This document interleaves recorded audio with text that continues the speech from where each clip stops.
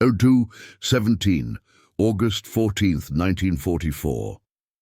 The air over the Risle River is thick, smelling of damp chalk, ozone, and the faint metallic tang of cordite. We are at the primary railway bridge outside Beaumont-le-Roger, Normandy. This structure of steel and reinforced concrete is a critical artery, feeding the German 7th Army's frantic attempts to reorganize and counterattack the Allied breakout. In the mud of a ditch 200 yards from the eastern abutment, a man lies perfectly still. He is not a soldier. He wears dark civilian trousers and a rough wool coat, his papers identifying him as Elias Leas Thorn, a civilian consultant seconded to the Office of Strategic Services Engineering Section. He is 41 years old, but the coal dust from the Pocahontas seams of West Virginia seems permanently etched into the lines around his eyes. He is here to observe. Tonight, he observes a failure. A specialized OSS sabotage team, 6 men good at their craft, had spent 40 minutes placing their charges. They used the standard field manual calculation, 20 pounds of composition C3, placed against the load-bearing piers. Thorn had watched them work, his body tight with a frustration he could not voice. They were professionals, but they were working by a book he did not believe in. The detonation is not the sharp, deafening crack of success. It is a heavy, wet thud, a concussive shove that echoes flatly across the river valley. It is the sound of wasted energy. The steel superstructure of the bridge shudders, ringing like a tuning fork, but it holds. A German searchlight from a concrete bunker on the far bank snaps on, its beam cutting the darkness and finding the plume of black smoke. Machine gun fire follows instantly, the tracers stitching the air where the OSS team is now scrambling to retreat. Thorn doesn't move. He just watches the bridge, intact. The failure is absolute. The team is compromised, the mission scrubbed, and the bridge remains. This bridge will now allow a German Panzer resupply column to reach the front near Argentan by morning. Thorn's handler, Major Vance, slithers into the ditch beside him. Damn it, the calculations were correct. It should have gone. Thorn slowly shakes his head, his voice a low rumble, barely audible under the gunfire. Calculations were fine, Major. The physics was wrong. He never takes his eyes off the bridge, now illuminated in the harsh white light.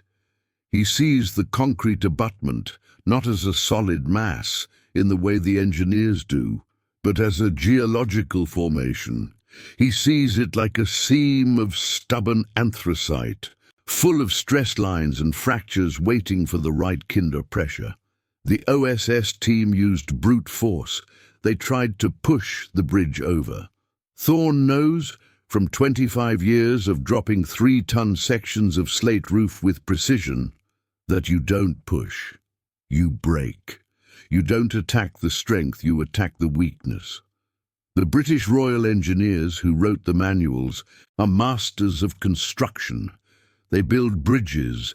They see the world in terms of load, compression, and tensile strength. Leas Thorn is a master of deconstruction.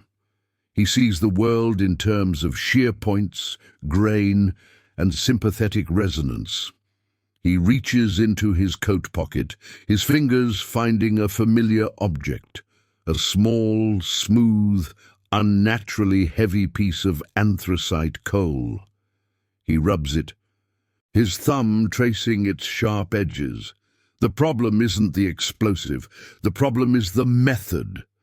And as the surviving OSS men tumble into the ditch around him, breathing hard with the metallic taste of failure, Thorn looks at the small piece of coal in his palm. It is an object of pure, focused energy. It is an idea.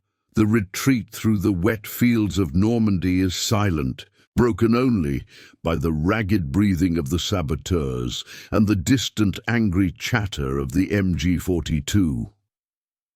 Major Vance waits until they are in the relative safety of a dense beechwood, 2 miles from the compromised target. He leans against a tree, pulling a canteen. Physics was wrong? What the hell does that mean, Lias? It's C3. It blows up. It should have cut the steel, shattered the concrete. Thorne tucks his piece of coal back into his pocket. It blew out, Major. All that energy went into the river and into the air.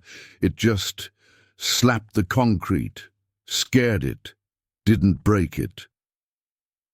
Vance takes a long drink, wiping his mouth. He is a practical man, an architect from Chicago, drafted into the new world of intelligence, and he has learned to spot unorthodox genius. Thorne is his strangest asset. You're telling me 20 pounds of C3 isn't enough? I'm telling you it's too much, Thorne says quietly. Too much in the wrong place. That bridge, it's reinforced concrete. You can't just wrap it like a Christmas present and hope it opens. You gotta find the grain. You gotta get inside it. He taps his own temple. It's like a skull. You hit it with a sledgehammer, you might crack it. You hit it with an ice pick. You get the job done. Vance stares at the miner. The man is speaking in metaphors, but his eyes are practical, analytical. He is describing a new form of warfare. The current demolition manuals are based on large charges, heavy equipment, and time. But in this new, fluid war behind enemy lines, teams have none of those. They have what they can carry. They need something light, fast, and above all, certain. Thorne had watched the team for an hour. They were textbook. They were also wrong. He had seen the German engineers work. The concrete was high quality, poured well, reinforced with thick rebar. It was designed to withstand an aerial bomb. It was built to absorb a massive, diffuse blast. It was not, however, designed to withstand a small, focused, velocity-driven attack. It was not designed to be treated like a piece of rock in a quarry. The military engineers see a structure. Lias Thorne sees a geological problem. He sees a single point, a theoretical keystone in the concrete pour, where a focused shockwave would not just push, but shear. It would resonate through the rebar and force the concrete to fail on a molecular level. Vance caps his canteen. He looks back in the direction of the river. The searchlight is still sweeping the sky. "An ice pick, Lias?" he asks. "What's our ice pick?" Thorne stops walking. He looks at his hands, calloused and stained. "Something I know from the mines. Something we used to break slate when the dynamite was low. You just need a little bit of powder and a whole lot of mud." Vance stops, his expression one of complete confusion. Mud. The idea is absurd. It hangs in the damp air between them. What Lias Thorne didn't know was that this simple agricultural word, mud, was about to become the key to severing the Wehrmacht's lifeline in France. It was an idea that would change the war. The problem is one of scale, speed and engineering. In the summer of 1944, Allied Strategic Command faces a critical dilemma. Fortress Europe, Festung Europa, is not just a coastal wall. It is a sophisticated inland web of logistics. The German organization TOT, which built the Atlantic Wall, also spent 4 years reinforcing the infrastructure of occupied France. Railway bridges, canal aqueducts, and highway overpasses are hardened, repaired, and guarded with obsessive Teutonic efficiency. The Reichsbahn direction. In Paris, the German Military Railway Directorate operates with terrifying precision. Every 24 hours, dozens of trains carrying tanks, ammunition, and fresh troops move from the Reich to the Normandy front. Allied victory depends entirely on severing these arteries. The initial attempts are failing. An official SHAEF, Supreme Headquarters Allied Expeditionary Force report, dated July 20th, 1944, outlines the issue. Strategic bombing of railway bridges has yielded unsatisfactory results. Targets are narrow, defended by heavy concentrations of flak, and repairs are often completed by German engineer battalions within 48 hours. The cost in heavy bombers and aircrew is becoming prohibitive. The task falls to the Special Forces. The British Special Operations Executive, SOE, and the American OSS are tasked with interdiction, but they run into the same problem Leas Thorne observed at the Risle River. Their demolition manuals are based on calculations for standard, unreinforced peacetime structures. A typical field report from an OSS Jedburgh team reads with grim repetition. Target 4B, bridge at Rouen. Charges placed as per manual. Detonation achieved. Reconnaissance confirms superficial damage to pier. Target remains operational. The issue is weight. To guarantee the destruction of a single reinforced concrete pier, the manual calls for over 200 pounds of explosives, correctly tamped with sandbags. No three-man team operating 100 miles behind enemy lines can carry that much weight. They are limited to perhaps 30 or 40 pounds, and as the failure at Beaumont-le-Roger proves, 40 pounds of poorly applied C3 is nothing more than a noisy announcement of their presence.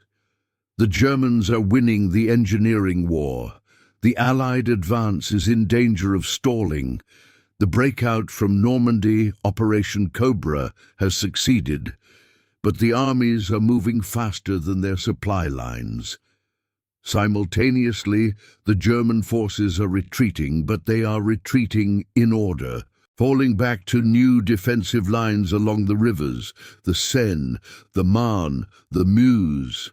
As long as the bridges stand, they can move their panzer divisions at will, creating new fire brigades to stop Allied spearheads. The war is becoming a race. The Allies are racing to capture the bridges, and the Germans are racing to use them for retreat and reinforcement before blowing them. But the OSS and SOE have a different mission: to blow the bridges behind the Germans, to trap them, to turn their orderly retreat into a rout.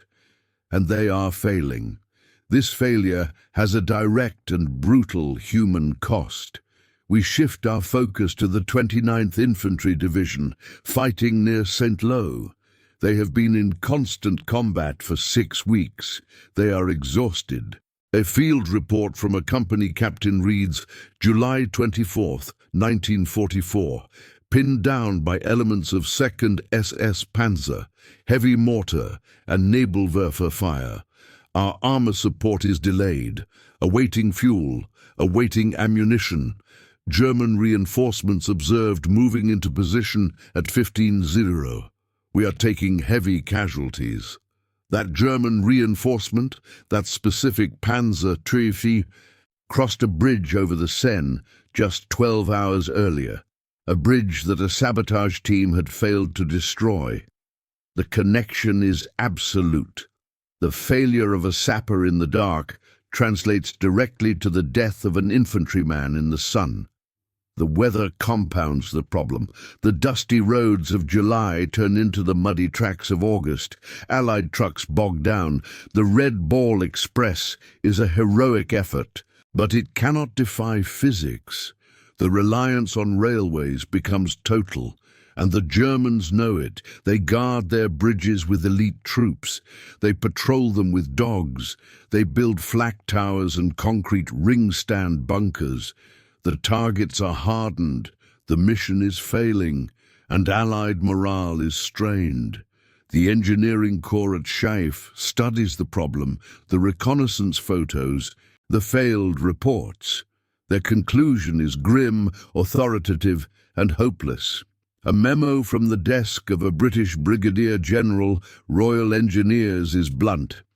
The destruction of these specific, reinforced concrete targets by unassisted sabotage teams is not considered feasible. The required explosive quantity is prohibitive. Experts agree. It couldn't be done. And Elias Thorne is the man who will prove them wrong. He was born in 1903 in Beckley, West Virginia, a town that exists for one reason: the vast, deep seams of the Pocahontas coalfield. He is the son of a miner and the grandson of a miner. He first went underground at 15, not as a laborer but as a trapper, the boy responsible for opening and closing the vital ventilation doors. But he was not destined to be a trapper or even a digger. He was a listener. The old-timers, Welsh and Italian immigrants, taught him to read the rock. He learned to listen to the sound. A tunnel wall made when struck. A dull thud meant stable rock. A high ringing ping meant a gas pocket. A hollow thump warned of a slate roof ready to collapse. He graduated from trapper to shot firer by the time he was 20. This was the most dangerous and most respected job in the mine. The shot firer was the man who handled the dynamite. But in the tight, gaseous seams of the Pocahontas field, you couldn't just blast. A single spark, an oversized charge, could ignite the methane and kill everyone. Thorne became an artist of controlled blasting. He specialized in using the absolute minimum amount of explosive to achieve the maximum result. His colleagues said he didn't blast the coal, he persuaded it. He would spend an hour studying a 30-foot coal face, tapping it with his hammer, before drilling his shot holes. He didn't drill them deep, he drilled them smart. He understood a principle that military engineers, trained in surface construction, had overlooked: tamping. In a mine, you drill a hole, insert the dynamite, and then pack the hole tight with wet clay or rock dust. This tamping prevents the explosive force from shooting back out the hole. It forces 100% of the energy into the rock. The explosion becomes a focused, pressurized spike of gas, moving at supersonic speed. It finds the microscopic fissures in the rock and in a fraction of a second wrenches them apart. It is a shearing force, not a concussive one. This was Thorne's secret. He wasn't just an explosives man. He was a practical geologist and physicist. When the war began, Thorne was a 38-year-old mine foreman, considered too old for service and too valuable to the national coal effort. But in 1943, an OSS talent scout passed through Beckley. This scout wasn't looking for soldiers. His directive, from General Wild Bill Donovan himself, was to find men with high-risk skills and a PhD in the practical. He was recruiting lumberjacks, oilfield roughnecks, and safecrackers when he heard about a mine foreman who could carve his initials in a slate wall with dynamite. He found Elias Thorne. Thorne was recruited into the OSS technical section. He thought he was being sent to Europe to dig tunnels for spies. He had no idea he was about to rewrite the manual on demolition. The idea is born in a damp, captured Mary town hall in a village outside Normandy, now serving as Major Vance's forward field office. The air is stale with cigarette smoke and the smell of wet wool. Thorne stands over a map, but he isn't looking at it. He's holding a cube of sugar from the coffee service. "This is your bridge pier, Major," he says. He places the sugar cube on the desk. He takes a 10-pound C3 charge, represented by his field service matchbook. He places the matchbook next to the sugar cube. "This is what your team did." He flicks the matchbook, knocking the sugar cube over. "You pushed it, but the bridge is reinforced. The rebar holds it. It doesn't fall." Vance rubs his eyes. "Get to the point, Elias. Thorne nods. He takes the sugar cube again. This time he places his index finger directly on top of it. He takes a single match from the book. This is my charge. Small, focused.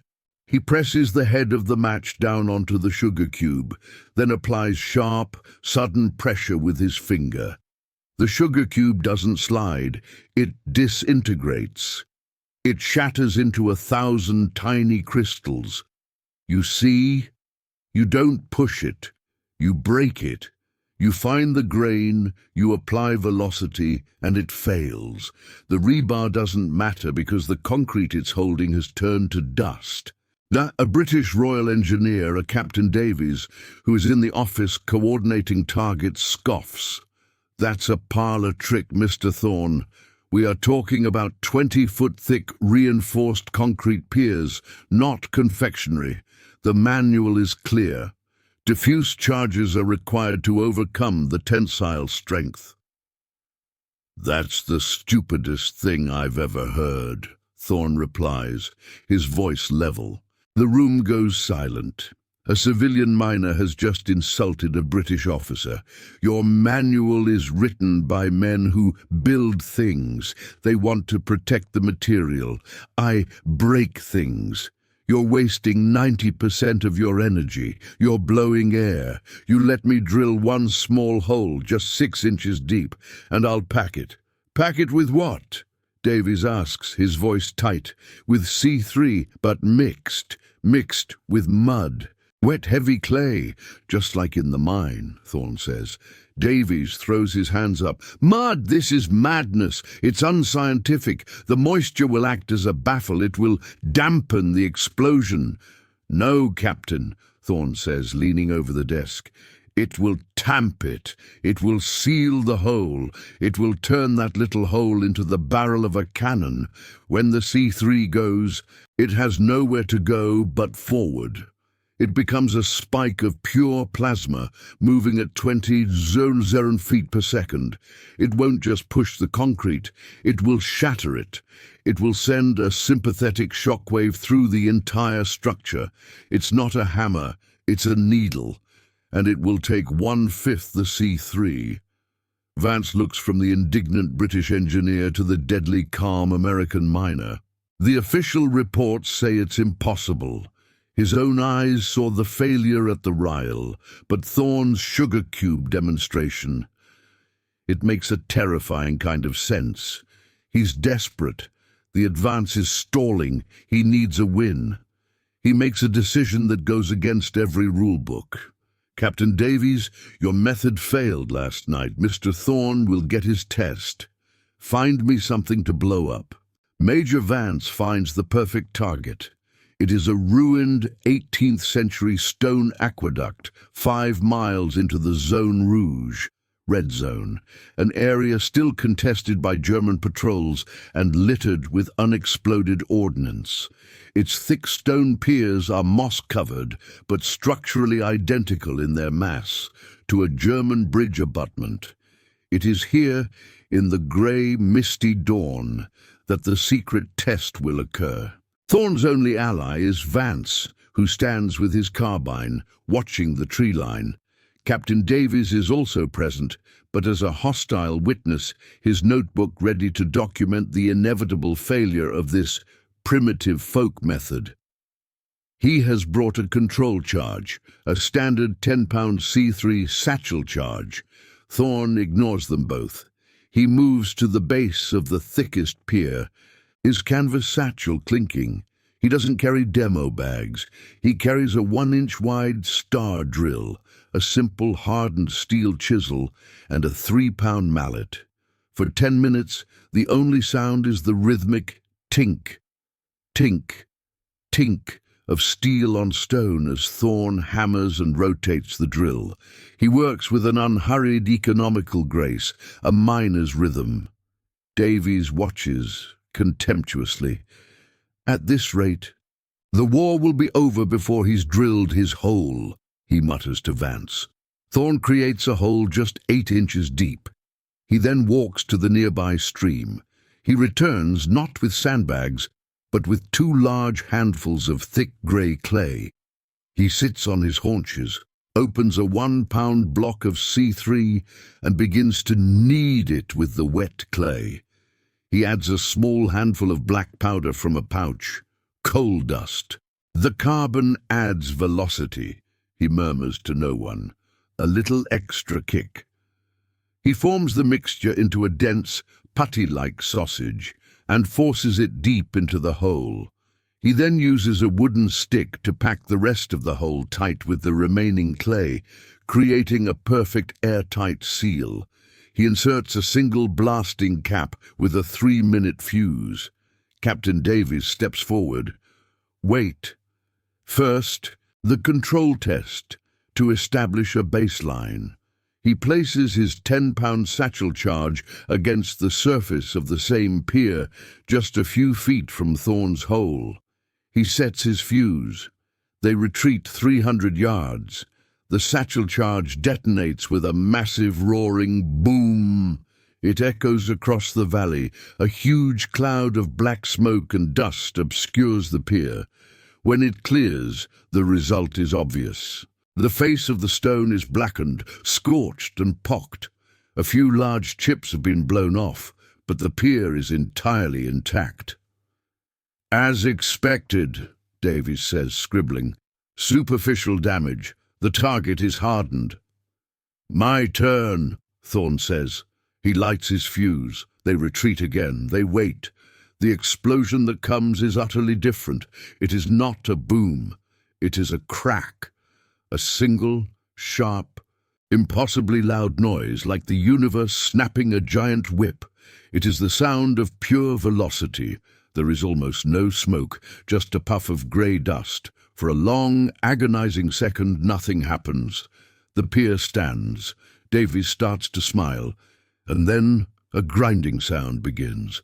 A thin, black hairline fracture zips from Thorne's drill hole. It spiders up the stone, tracing the internal stress lines Thorne had instinctively identified. The grinding becomes a groan. The entire multi-ton stone pier shatters, not into chunks, but into gravel. It collapses in on itself, a pile of rubble. Davies's jaw is open. His pen has fallen from his hand. He stares at the pile of stone, then at the 1-pound block of C3 Thorne had used, then back at the rubble. He is speechless. Vance lets out a long, slow breath. My God, Leas. Thorne is already walking back to the pier, studying the fracture patterns in the remaining stone. See? He says, pointing. Broke the grain. Didn't push it. Broke it. The mud pack, as he calls it, has worked. If stories like this fascinate you, stay with us. The next chapter of wartime innovation might surprise you. The scene shifts. 2 days later. A hastily convened meeting at an OSS forward headquarters set up in the wine cellar of a captured chateau. The air is cold and smells of damp earth and old wine. Major Vance stands before a U.S. Army colonel from the Corps of Engineers and the now silent Captain Davies. The colonel is a large man with a face like cured leather, and he is not happy. Let me be clear, Major. You went off book. You tested an unverified, non-standard explosive compound created by a civilian in a forward combat zone. You have violated General Order 14, SHAEF engineering protocols, and about 6 other regulations I can think of. Vance stands rigid. Sir, with respect, I tested a method, not a compound. The compound is standard C3. The method used 1/10 the explosive and was 100 times more effective than the standard. Captain Davies was present. He can verify the results. The colonel turns his glare on the British engineer. Davies clears his throat. He's a man whose entire professional worldview has been shattered. Sir, what I witnessed. It was not in any textbook. The control charge, 10 pounds, did nothing. Mr. Thorne's device. At 1 pound, It utterly destroyed the target. It wasn't an explosion. It was a demolition. Precise. Absolute. The colonel looked skeptical. A mud pack? You're telling me the secret to breaking German concrete is mud? No, sir, a voice says from the shadows. Lewis Thorne steps forward, his rough clothes seeming out of place in the military gathering. The secret ain't the mud. The secret is the tamping. The mud is just the tool. It's the cheapest, heaviest, most available tamping material in the world. Anyone can find it. Anyone can use it. Your manual is wrong, Colonel. You're teaching your men to waste energy. The colonel bristles. My manual is based on decades of engineering science, Mr. Thorne. Your science is for building, Thorne retorts, his voice gaining a sudden hard authority. My science is for breaking. You're treating that bridge pier like a wall. I'm treating it like a tooth. You hit a tooth with a hammer, you might chip it.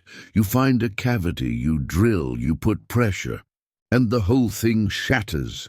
That German concrete is full of cavities, full of stress lines. You just have to know how to read it. I can teach any of your teams how to read it in one day. There is a long, heavy silence. The colonel stares at the miner, this strange, quiet man who speaks with such unnerving certainty. He sees the failure reports on his desk. He sees the maps, showing the German armor moving freely. He's being offered an impossible solution, a wild idea based on folk knowledge. But he has a bridge-breaking operation, Operation Tectonic, scheduled to begin in 72 hours, and he knows it's doomed to fail with current methods. He looks at Vance, then at Davies, then back to Thorne. One day, Mr. Thorne, you teach my teams in one day. Then we find out if your dentistry works on a real target. The meeting dissolves. The transition from theory to practice is immediate. Operation Tectonic is greenlit, but with Thorne's method. 25 three-man teams, a mix of OSS, British SOE, and French resistance Maquis, are pulled back from their insertion points. They gather at a secret training area, a bombed-out quarry. For 24 hours, Lewis Thorne, the West Virginia miner, becomes the most important instructor in the European theater. He doesn't lecture on explosive theory.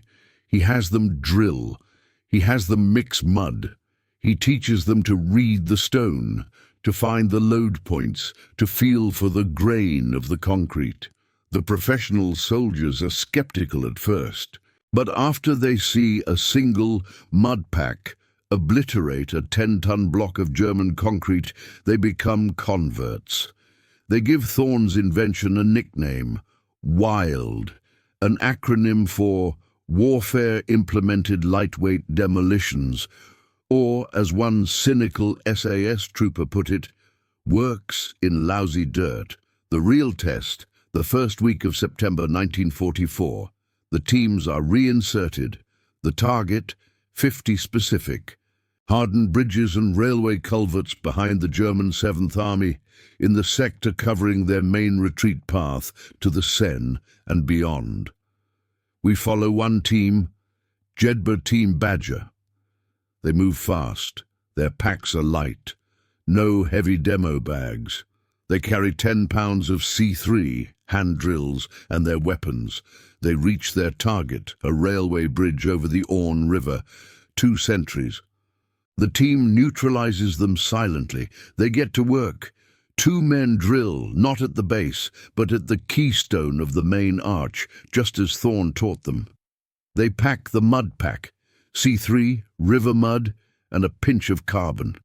The explosion is a muffled thump. It is shockingly quiet. The bridge shudders. A crack appears. Then, with a groan of tortured steel and shattering stone, the entire center span of the bridge drops into the river. The whole operation took 12 minutes. All across France, similar reports flood the OSS radio net using code words. Target Acorn is down. Target Birch is down. Target Cedar is down. The reports are staggering. In one 72-hour period, 48 of the 50 targeted bridges are destroyed. The German 7th Army's armoured retreat hits a wall of their own making. Their panzer divisions are trapped, their supply lines cut. The orderly retreat to the Seine becomes a panicked rout, funneling them directly into the devastating Allied air power of the Falaise pocket. Leo Thorn's wild mix, his miner's trick, has just sealed their fate. The immediate consequences are documented in the cold, precise language of after-action reports. A SHAEF intelligence summary dated September 10, 1944, notes an unprecedented 96% success rate in interdiction targets. German logistical capacity in the sector has been reduced to zero. Enemy armor is reportedly bottlenecked, presenting a significant target of opportunity. The mud pack technique is immediately classified at the highest level. It is too simple, too effective, and too improvised to be allowed into standard field manuals. It is a trick, and it is saved for the new special warfare units. The official report on Operation Tectonic credits newly developed tamping techniques and specialized civilian consultation, but the name of Leo Thorn is buried in a classified annex. His work is done. With the German army in full retreat from France, Thorn's specialized knowledge is no longer needed for this phase of the war. His contract with the Office of Strategic Services is quietly terminated with thanks in November 1944. There is no medal, no public recognition, no parade. He is placed on a military transport plane, flies from a muddy airfield outside Paris, and lands in Washington, D.C. By February 1945, while the war he helped shorten still rages in the Ardennes, Elias Thorn is back in Beckley, West Virginia. He reports to the mine superintendent and is assigned as a shift foreman for the Pocahontas No. 3 seam. His neighbors and co-workers never know that the quiet, unassuming man checking for gas pockets and timber supports is the same man who taught the Allies how to break Fortress Europe with mud and a hammer. The long-term legacy of his idea, however, is profound. The principle of the tamped velocity charge is not forgotten. It is absorbed into the classified training doctrine of the new U.S. Army Special Forces and the CIA's Special Activities Division. It evolves.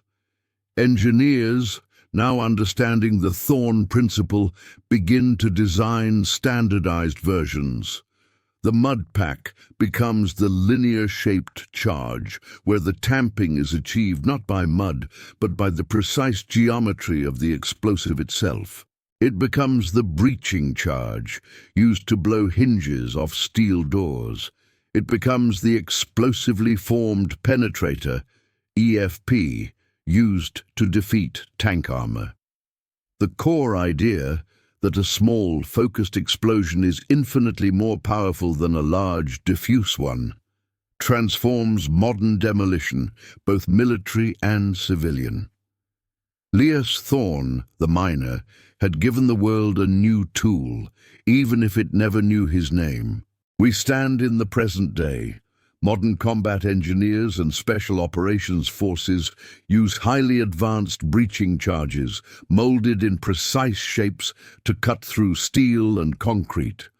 SWAT teams use them to open doors in hostage situations. In disaster rescue, teams use similar small charges to break concrete slabs and free trapped survivors, applying Thorn's principle of breaking, not pushing. The physics he understood intuitively from the dark, dangerous tunnels of West Virginia are now deployed everywhere, from deep-sea oil drilling to the pyrotechnic bolts that separate rocket stages in space. The most complex technologies of our time often have their roots in the most simple, elemental and ancient human knowledge, the understanding of rock, pressure and energy. Elias Thorne died in 1971, a respected mine foreman. His greatest contribution to history, a secret he carried as quietly as the piece of anthracite in his pocket. He didn't invent a new chemical, he simply revealed a new truth, hidden in plain sight. He listened to the stone. He understood that to defeat an engineered fortress, you didn't need more power. You needed a better idea. He understood that to move a mountain or a bridge, you don't need to push it. You just need to know exactly where to tap. The bridges that once carried German panzers are long rebuilt, the concrete smooth and modern, but the silence of that French riverbank remains, a testament to the quiet miner who saw the world not as it was, but as it could be broken. Every great idea begins as an act of defiance against impossibility. What impossible ideas do you think could change the world?